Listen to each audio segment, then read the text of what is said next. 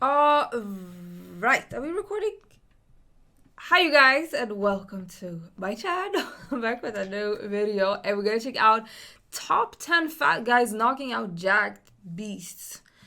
And like, some people can look all jacked up, like if you go to the gym, but they can be weak, even though they look all ripped and stuff. And even height don't matter. Like it's technical. Why am I talking like that? The knockout has traditionally been the most spectacular aspect of martial arts. But we should note that putting your opponent's lights out does not require an athletic build.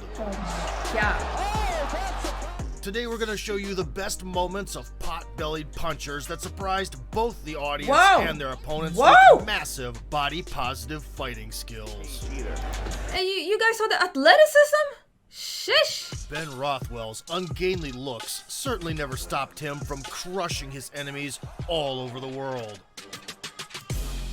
Since he won 14 of his 15 bouts between 2005 to 2008 and never lost a fight in the prestigious IFL League, he finally ended up getting signed to the UFC. He entered the Ultimate Promotion with a 2-3 record, losing to Velasquez, Hunt, and Gonzaga. With his awkward moves initially earning him worldwide derision, the joke stopped when he knocked out Brandon Shaw. He's dazed. Yep. Good right hand by Shaw. Oh, shot right.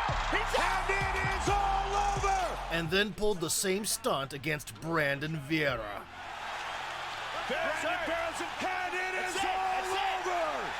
Big Ben. Next came a 9-month suspension for performance-enhancing drugs and a fight with Alistair Overeem. Hardly anyone believed that Rothwell stood a chance against the Dutch star, who'd been enjoying the peak of his physical condition. Don't tell me. The battle went on pretty solidly, with Overeem's swooping attacks and occasional signature knees. Rothwell, meanwhile, traditionally stomped around, looking for a chance to strike big. He got the love handles and everything. A little bit too much. Oh, big uppercut from Rothwell. First came an uppercut, getting Overeem staggered. Less than a minute later, Rothwell wrapped up what he had started. Woo! Nice left hand, but down goes Overeem. Lefty. Oh my god. Oh my god. Ben Rothwell has done it. That's the power of the love handles, you guys. Power of the love handles. The knockout extended Rothwell's winning streak, nearly getting Big Ben a title shot. He was like, Nowadays, hardly anyone would remember Mike Russo and his career. He came to the UFC with an 11-1 record, losing only to Sergei Kharitonov. Despite his flabby physique, Russo won his UFC debut and was drafted to challenge Todd Duffy. Being only 24 at the time, Duffy had the looks of a bodybuilder with superior moves, great punching power, and an undefeated record. There was no doubt that he would become a major star. Hard work, baby. That's it. That's all it takes. However, Russo once again reminded us to never underestimate the strength of fortitude. Knocked down 40 seconds after the start, he recovered to withstand a 10-minute series of powerful strikes. Duffy looking to finish his fight. He said it takes a lot of fuel. oh, he taking them hits though. He taking them. And Duffy just teed up. By the third round, Duffy the Beefcake got tired, lost his concentration, and irredeemably missed his career hype train. Just a little round around the edges. Oh, got him. You just need that one hit. That's it. Oh, so much blood. The blow received by Duffy instantly took away his unbeaten prospect status and made Russo the true hero of the night. Wow. Go the lights.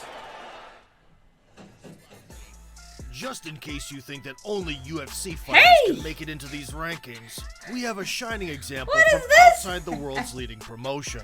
Aside from his conspicuous appearance, Chris Barnett always thrills the audience with unexpected stunts. After many years of competing in regional promotions in the USA, he became a big hit in Asia and built up quite an impressive collection of wins. Finito. At the same time, almost all of his opponents were noticeably more athletic than Chris. After outpointing Walt Harris in 2011, he missed 3 years. And just when people had already started to forget the Huggy Bear, he came back with a 6 knockout streak. Whoa. The most iconic ones were his finishes against Travis Weeff,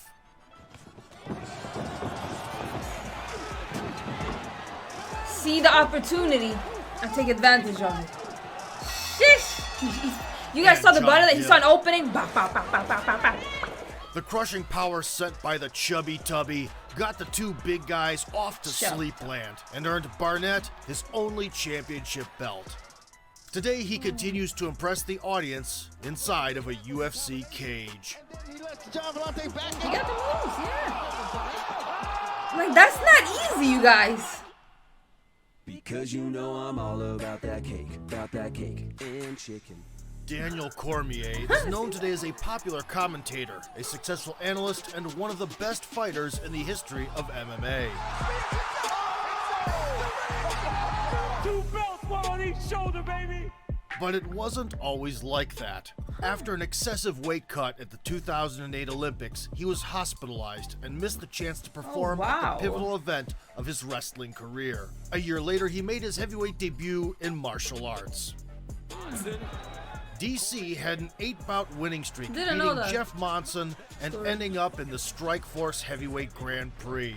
Prior to the semifinals, Alistair Overeem reported an injury and withdrew from a fight against Bigfoot Silva, who had just defeated Fyodor Emelianenko.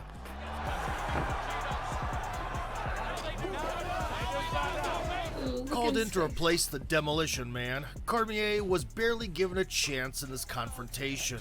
Already in the first minute, Yeah, Daniel like the dropped belly, the Brazilian with an Cormier. overhand. Back due to a takedown, like you said. Oh! Then towards the end of the round, he shocked the MMA world.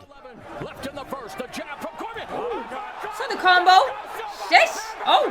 Cormier has done it. Daniel Cormier has done it. Ooh! The finishing uppercut sent Bigfoot free-falling down, Bah. and DC's career skyrocketing up. After winning the Grand Prix a few months later, Cormier remained unbeaten as a heavyweight.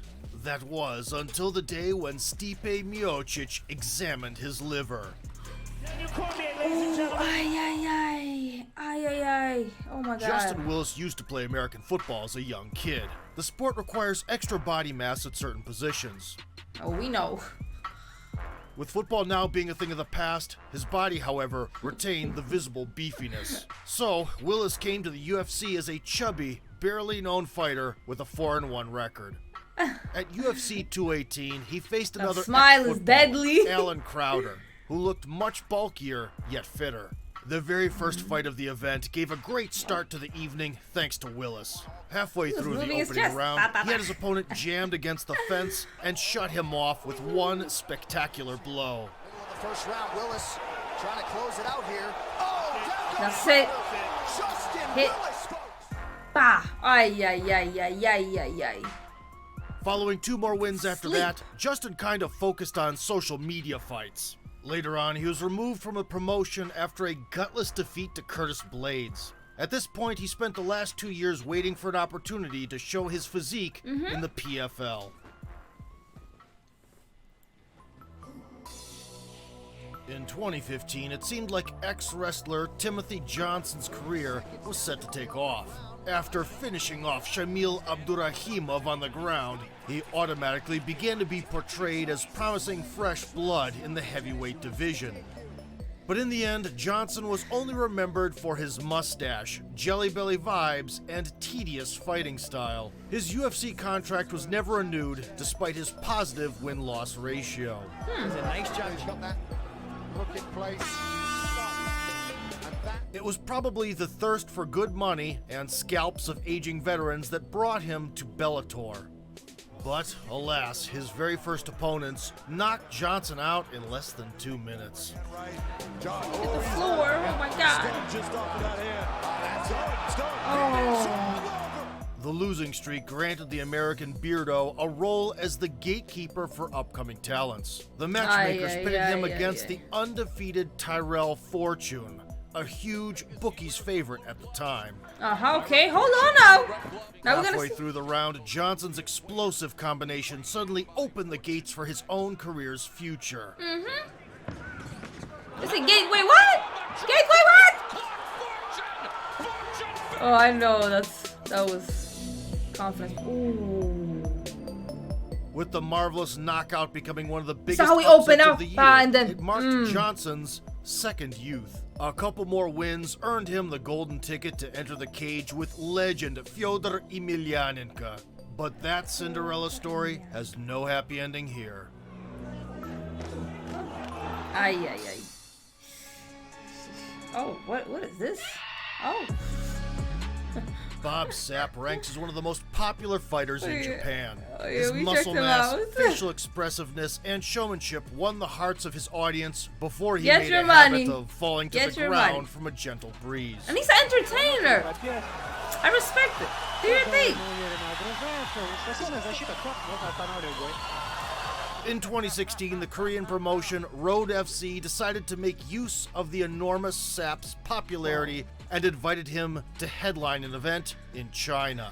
His opponent was local fighter Aori Gailey, who was almost as flamboyant as the Beast, this except guy's a far jelly superior to him in boy. body fat percentage. Jelly. Sapp's first attempts to start a scuffle were made at the press conference. This At was the such a weigh-in, nice he scuffle. promised to destroy his opponent and burst into eerie laughter. But in the cage, there was no room for fun. A couple of seconds after the memorable dance, the Chinese fighter fearlessly went for the brawl. This guy is a professional fighter? The Chinese guy? I mean, anyone can make it, I guess. Oh, whoa! What? Bob Sapp suffered his 14th consecutive loss. At the same time, Aori Gailey's confidence got a strong boost. Later on, he won 5 more fights and somehow Jelly managed boy! to survive Jelly even boy! after that Okay. mighty blow. Oh, that was nasty. Ay, I got goosebumps. Ooh, that was high up. Never one to boast of either physique or size, Mark Hunt didn't give a damn and kept his steel chin up. He was taking the. You got, come on. Where are the defense? There you go. Can move a little bit. He conquered K1 Grand Prix and fought almost every Pride FC star to finally make it to the Ultimate promotion after 5 losses in a row. It got so bad that Dana White offered the Super Samoan $450,000 just to give up his contract. Mark, however, chose to move on. Wow. Losing to Sean McCorkle meant bringing his losing streak to 6. First round. And that was the point when everything changed. The rough patch stopped with 4 straight wins and a few spectacular knockouts. Ooh, I don't like blood. Ooh. One of those KOs particularly stood out. Aside from looking like a statue of a Greek god, Chiai Kongo had been unbeaten for years at the time. The weigh-in was the ultimate manifestation equal of matchup? physical domination. Hunt and Congo. I guess fat waist But one, the next day, muscle mass inside the another. octagon, Mark Hunt showed that the true power was concealed under his belly. He's able to get free with his punches. Big 265. Oh, big right hand. Congo's in all sorts of trouble. And he's trying to finish it here. It's over. It's over. And it is all over. The Super Samoan. Sheesh. He's chasing him like a child. It was this knockout that made the crowd Nasty. believe that the Super Samoan could still perform at the highest level. Nah, a couple of he did years him later, dirty. Hunt almost made it to the title. Wow. He didn't look like he had a scratch. Oh, we're 2. Poor Kongo is the only guy to be mentioned twice in our rankings today. Yeah, we saw After the Kongo. unfortunate defeat to Hunt, the French striker bounced back and beat Francais, Sean Jordan allez, by allez, le unanimous bleu. decision. Then he went through another nightmare, commonly known as Roy Nelson. A regular regional contender and formerly an IFL belt owner, Big Country made it to the Ultimate Fighter in his 30s. Roy Nelson and I. Back then, Dana White publicly proclaimed that Nelson had the worst physical shape of anyone he'd ever seen. That, however, didn't stop Big Country from winning that season handily and starting his UFC career with 2 remarkable knockouts. Crazy. At 30? Oh, he's folding him. His leg For a just... few years, he dangled in the middle of the roster, entertaining the audience with his granite chin, right overhead, Crazy. and belly rubs. And then came the great breakthrough. guy looked After pregnant. knocking out Ed Herman Big Country with the big right hand, and it is and Matt Mitrione, him with that kick. Oh, got him. Got him. Got him. Yep. Nelson That's all you accepted the need. risky challenge against Congo. The fight between the athletic antipodes lasted just Come over 2 on, minutes. Congo. The cage either. Oh, my big shot, just like that. It is all over.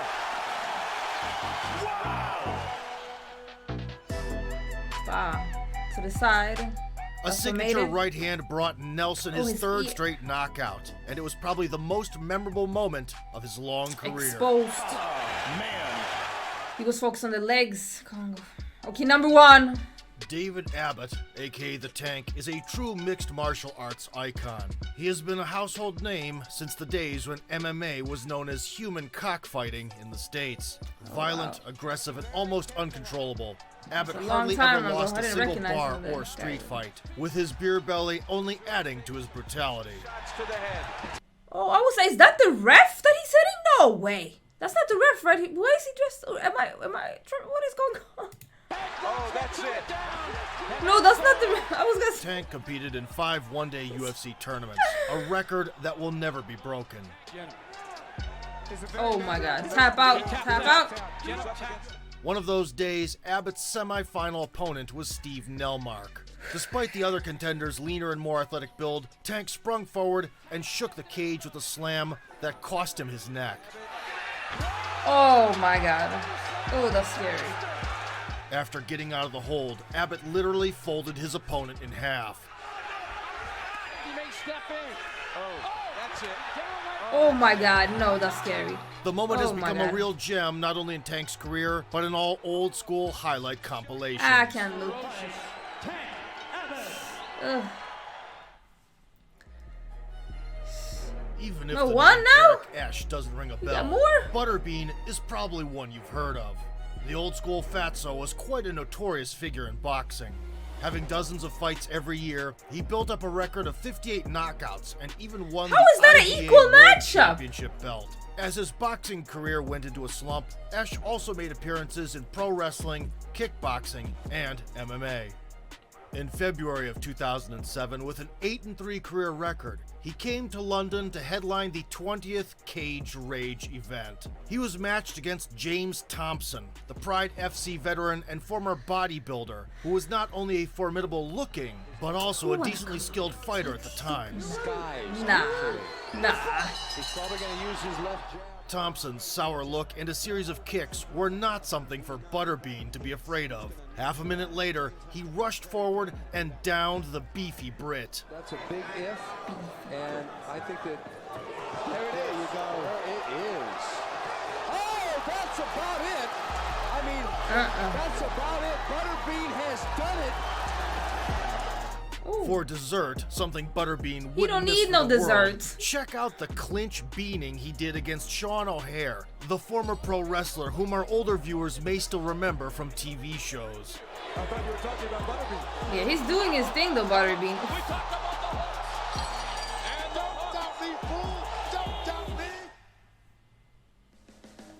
If you like this video, please hit the like. Alright, you guys. Hey! That was the video. I hope you enjoyed.